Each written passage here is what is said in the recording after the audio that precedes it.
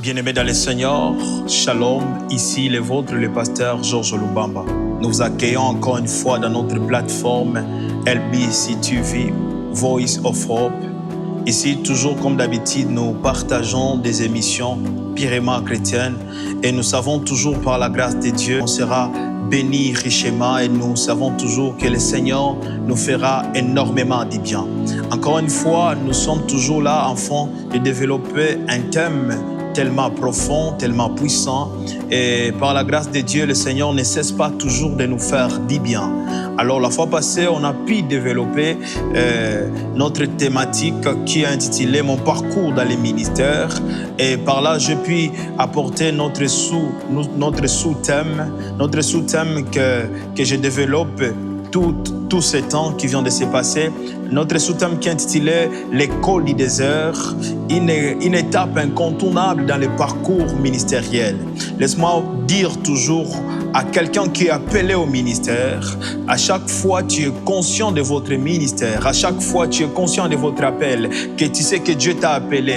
Laisse-moi te dire la vérité, ne l'oublie jamais pas dans votre ministère et que l'école du désert ne manquera jamais dans votre ministère. Peu importe des années que tu as fait dans le ministère, peu importe tout ce que tu as accompli dans le ministère, la chose que tu dois comprendre est que ça arrive à un temps que Dieu nous prépare, parce que on peut regarder dans la Bible toute personne que Dieu a utilisée, toute personne qui a marché avec Dieu, toute personne qui a accompli de grandes choses avec Dieu. Il y a toujours un temps là où Dieu lui a fait passer dans les déserts afin que cette personne puisse accomplir de grandes choses. Alors laisse-moi dire à quelqu'un qui va suivre notre vidéo, qui va nous suivre, j'aimerais justement te dire, homme de Dieu, prophète, docteur, serviteur, évangéliste, toute personne qui est appelée au ministère, et que l'école du désert, c'est un chemin incontournable. L'école du désert, c'est un chemin incontournable. La fois passée, je puis développer notre sous-thème et je donnais des vérités qu'on doit savoir ce qui concerne notre sous-thème qui est intitulé l'école du désert, une étape incontournable dans le parcours ministériel. Aujourd'hui encore, je viens vous apporter la 5e des choses que nous devons savoir dans notre ministère lorsque nous passons le temps du désert, lorsque nous sommes dans la salle d'opération qui est spirituelle, les déserts, lorsque nous sommes dans ce moment qui est tellement difficile, dans ce moment-là où tu te poses beaucoup de questions. Peut-être tu as toujours envie d'abandonner. Tu te dis, Seigneur, est-ce que tu m'as appelé ou bien tu ne m'as pas appelé? Là où il n'y a pas des invitations, là où il n'y a pas des affiches, là où tu peux avoir des gens, mais tu sens que des choses ne marchent pas. Tu sens que non, il y a toujours quelque chose qui est difficile. Il y a toujours beaucoup de choses que tu te poses comme des questions. Laisse-moi te dire, cela est tellement important. La 5e des choses que nous devons savoir, ce qui concerne notre sous-thème, est que les déserts révèlent toujours la qualité réelle de notre foi. Les déserts révèlent toujours la qualité réelle du foi de quelqu'un qui est appelé. Vous savez, des fois, on peut venir dans le ministère, on était passionné, on se disait non, je voulais faire comme, je voulais. Peut-être mon papa, il est pasteur. Laisse-moi vous dire, ton père peut être pasteur, mais peut-être toi, tu n'es pas appelé au ministère. Ton père peut être évangéliste, docteur, prophète, mais toi, tu n'es pas appelé au ministère. Laisse-moi vous dire, à chaque fois, il y a le désert dans notre ministère. Cela vient toujours révéler la qualité de notre foi. La qualité de notre foi. Quand toute chose semble difficile, bien aimé, lorsque tu manques de choses, la foi cesse toujours d'être théorique. Vous savez, il y a des gens qui parlent toujours de la foi, mais tu dois vivre réellement certaines choses dans votre ministère, et puis après cela on peut comprendre que cet homme, c'est un homme de foi, c'est un appelé de Dieu, c'est un homme de foi, c'est un homme de foi. Bien aimé, des fois tu peux te poser beaucoup de questions dans votre ministère. Laisse-moi vous dire la vérité, tu peux manquer de réponses dans votre ministère. Dans votre ministère, tu te poses beaucoup de questions, tu manques même de réponses. Mais si réellement tu es appelé par Dieu, laisse-moi vous dire la vérité, l'absence de réponse ne signifie pas l'absence de sa présence. La foi, lorsque tu es appelé dans le ministère, tu peux te poser beaucoup de questions. Tu peux te dire, mais pourquoi des choses ne marchent pas? Oui, tu manques de réponses, mais si tu es appelé par Dieu, laisse-moi vous dire la vérité, il y a toujours sa présence qui nous accompagne. C'est pourquoi Habakkuk chapitre 2, le verset 4, la Bible commence à dire, le juste vivra par la foi. Oui, cher ministre, nous devons développer plus notre foi lorsque des choses semblent difficiles, lorsqu'il y a des moments difficiles, lorsqu'il y a beaucoup de questions qui nous viennent en tête, lorsqu'on peut se dire même je vais abandonner, je ne suis pas appelé par Dieu, je vais abandonner. Laisse-moi vous dire, le juste va vivre toujours par la foi. Le juste vivra par la foi,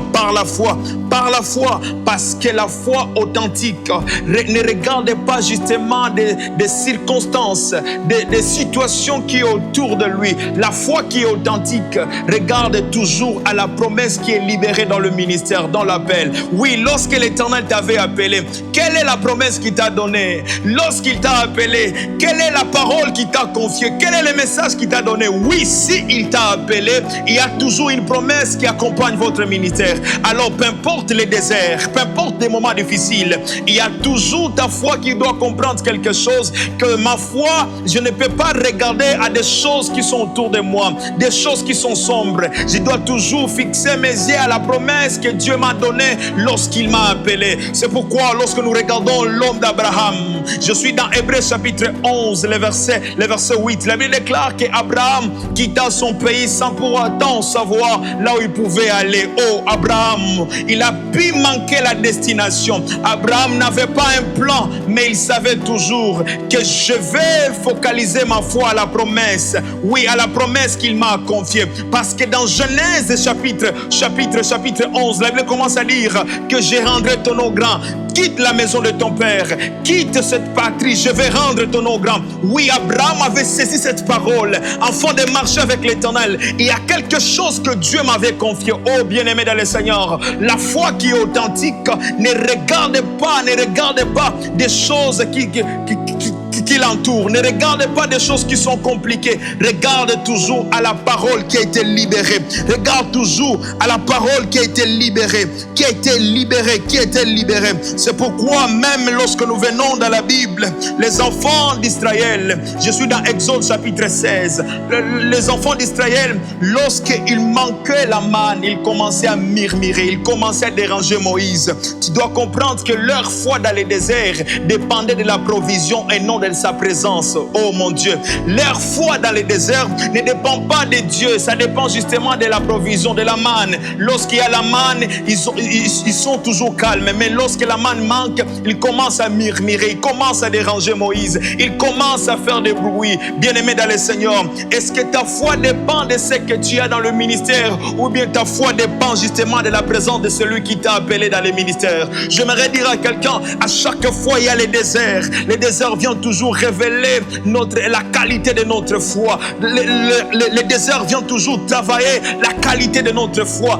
afin de dire, oui, ça peut arriver dans mon ministère, je manque la provision, je manque ceci, je manque cela, je n'ai pas les aides, j'ai des choses dans ma tête, j'ai des visions à accomplir dans mon église, j'ai des choses à faire, mais je manque la provision, je manque l'argent. Laisse-moi te dire, la foi se confie toujours à la promesse qui accompagne ce ministère, qui accompagne cet appel. La foi regarde toujours le poids de cette parole qui pèse dans votre ministère. J'aimerais dire à quelqu'un, il est temps que tu puisses comprendre que tu dois fixer tes yeux à ce qu'il t'a dit et non à ces des choses qui sont autour de toi. Lorsque nous regardons la Bible, je suis dans Daniel chapitre 3. La Bible commence à déclarer, c'est l'histoire de Meshach, Shadrach et Abednego. Ils se trouvent toujours dans une situation compliquée. Lorsque le roi commence à dire qu'il faut qu'il puisse se prosterner, il faut qu'il puisse adorer les statues. Oui, Shadrach, Meshach et Abednego, ils ont dit, même si notre Dieu ne nous délivre pas, on restera toujours fidèle à lui. Même si notre Dieu n'arrive pas à nous délivrer, on ne peut pas se prosterner. Oh mon Dieu, oh mon Dieu. Bien-aimé dans le Seigneur, est-ce que ta foi peut rester ferme même si des choses sont compliquées? Est-ce que ta foi peut rester ferme même si on vient te proposer la gloire? On vient te dire toucher ceci. Donc commence à faire ceci, commence à adorer ceci, commence à faire de telles choses et tu vas devenir grand. Est-ce que ta foi doit toujours rester ferme au Dieu qui t'a appelé? Est-ce que ta foi doit toujours dépendre de Dieu? Oui, celui qui t'a appelé, celui qui t'a appelé, celui qui t'a appelé à cause des choses compliquées. Il y a beaucoup de ministres qui ont abandonné leur foi à cause des choses compliquées. Il y a beaucoup de ministres qui ont commencé à mélanger Dieu avec autre chose. On ne mélange pas Dieu, bien-aimé dans le Seigneur, même si la situation est tellement compliquée autour de nous. Shadrach, Meshach, Abednego, ils ont dit même si Dieu ne nous délivre pas, même si Dieu n'arrive pas à nous délivrer, on va rester toujours fidèle à lui. On doit toujours rester fidèle à lui. C'est pourquoi le désert vient révéler la qualité de notre foi.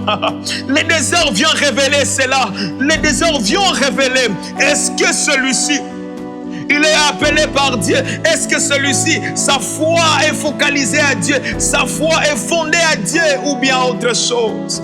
Il y a de ces gens qui ont commencé les ministères parce qu'il y a des chaises, il y a les instruments, il y a tout. Mais lorsque ces choses ne sont pas, les gens ne sont pas là, ils commencent à abandonner, ils commencent à mélanger des choses. Est-ce que ta foi est fondée à Dieu? Est-ce que ta foi est fondée à Dieu? Est-ce que ta foi est fondée à Dieu ou bien des choses qui t'entourent? Bien-aimé dans le Seigneur, il est temps que tu puisses comprendre lorsque les déserts viennent dans ta vie, ça vient justement afin de te faire, afin que tu puisses comprendre quelque chose. La foi peut rester théorique, mais lorsque les déserts viennent, ça vient afin que tu puisses comprendre que ici je suis dans le pratique, ici je dois développer certaines choses afin que ma foi reste toujours ferme et solide. Bien-aimé dans le Seigneur, jeune ministre qui m'écoute, homme de Dieu, prophète, docteur, est-ce que ta foi est ferme à Dieu? Ou bien ta foi regarde des choses qui sont toujours là? Ma prière pour toi est que Dieu te donne la force afin que tu puisses demeurer, afin que tu puisses comprendre que peu importe les déserts, peu importe les moments difficiles, je dois toujours rester fidèle à lui. Je dois toujours rester fidèle à lui, fidèle à lui, fidèle à lui. Que Dieu vous bénisse abondamment. C'était le serviteur, votre serviteur Georges Lubamba. Que Dieu vous bénisse abondamment.